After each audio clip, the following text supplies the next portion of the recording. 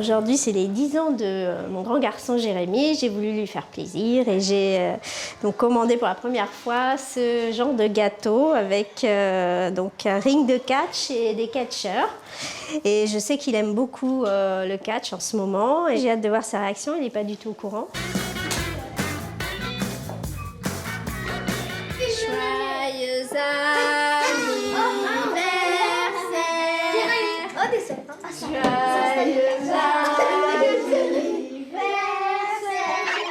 Le gâteau de Jérémy fait sensation, mais il donne surtout des idées à ses amis. Avec eux, tout est possible. En fait, le gâteau que je voudrais, c'est un gâteau.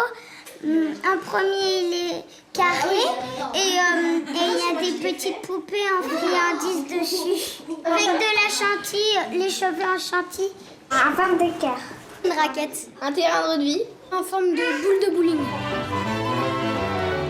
L'imagination a pris le pouvoir chez les pâtissiers. La tendance vient d'Angleterre. On trouve désormais des gâteaux de toutes les formes. On peut manger des dinosaures, des hélicoptères et même des chaussures. Désormais, un gâteau, c'est du sur-mesure, comme chez ce créateur de Courbevoie en région parisienne. Vanessa, sa vendeuse, reçoit les demandes les plus inattendues. Pour satisfaire le client, il y a même un laboratoire. Nous sommes dans le laboratoire où nous faisons toutes nos créations. Voici Rachid qui est en train de faire une pièce montée de l'homme araignée qui est très demandée par les jeunes garçons qui fêtent leur anniversaire. Aujourd'hui, nous avons toutes sortes de demandes, notamment pour des gâteaux de mariage, mais aussi pour des anniversaires, des choses. On nous demande vraiment de tout, des choses très originales. Par exemple, on peut nous demander une chaussure géante, on peut nous demander un gâteau de 300 parts avec une forme et des couleurs particulières. Donc on essaye de répondre aux clients. La plupart du temps, on y arrive. Tout est possible. On part de ce principe. Sébastien, notre chef pâtissier, est avant tout un artiste. Ceci est une génoise fourrée aux fruits de la passion et recouverte de pâte d'amande. Il va lui donner vie en quelques minutes à l'aide d'une poupée conçue spécialement pour l'alimentation. Alors là, c'est un gâteau en forme de robe de poupée qui est destiné à devenir un gâteau poupée pour les plus grands bonheurs des enfants et des petites filles. Et là, je vais lui faire son corsage. Alors le meilleur moment, c'est la finition, c'est la décoration, c'est vraiment le plus sympa, quoi, on va dire. De la fabrication du biscuit à la décoration, en passant par le montage, Sébastien passe en moyenne 5 heures sur un seul gâteau.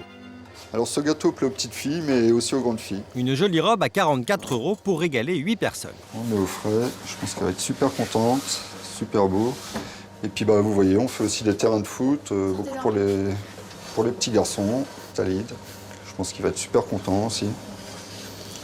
Et voilà, ça nous fait un gros terrain de foot pour 30 personnes. Et vous n'avez encore rien vu. Ici, dans ce paradis des enfants, une confiserie géante, on érige des pièces montées de bonbons. La maîtresse des lieux, c'est Anne.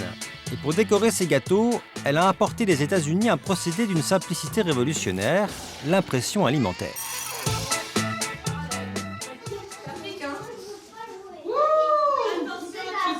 Ce gâteau n'est pas un simple fondant au chocolat, hein. Comme on le voit, c'est un gâteau qui est personnalisé. Il y a la photo de la petite fille. C'est une photo qui se mange, qui n'a aucun goût, aucune texture, qu'on sent absolument pas en bouche, qui est imprimée sur une feuille de sucre. Sa technique d'impression restera secrète, Anne n'a pas souhaité la dévoiler. Ce beau gâteau, c'est celui de Julie qui fête ses 7 ans. Pour l'occasion, elle va se faire croquer le portrait par tous ses amis.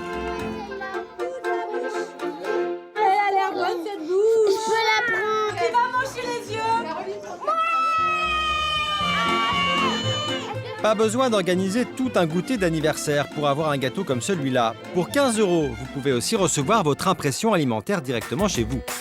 Ces gâteaux, qui paraissent impossibles à faire, on peut même les réaliser chez soi. Valérie leur consacre un blog. Pour cette prof de maths, cuisiner un beau gâteau, c'est tout simple. Je souhaite préparer un gâteau comme chez le traiteur, donc qui devrait donner un résultat assez impressionnant, assez bluffant, mais à la maison avec le matériel que j'ai dans mes placards et que chacun peut trouver au supermarché d'à côté.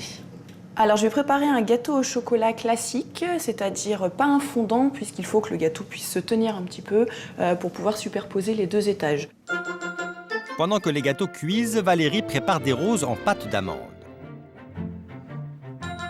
fabrique un petit cône en pâte d'amande rose.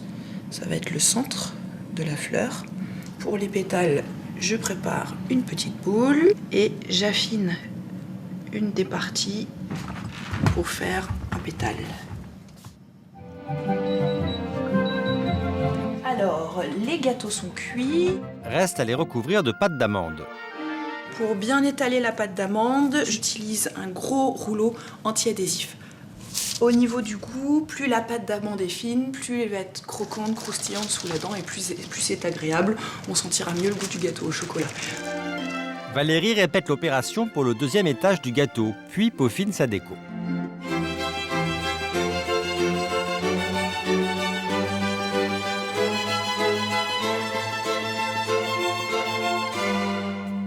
Là, je suis plutôt fière du résultat. Ce gâteau, je vais l'appeler la naissance du printemps pour le printemps qui, je l'espère, devrait bientôt arriver. Retour chez Jérémy.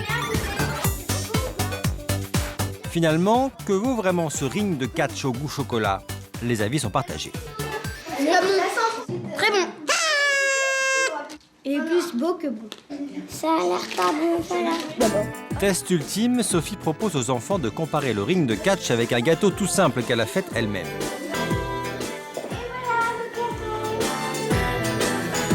À l'élection du meilleur gâteau, le vote est unanime. Ouf, l'honneur est sauf, le gâteau de maman restera toujours le meilleur.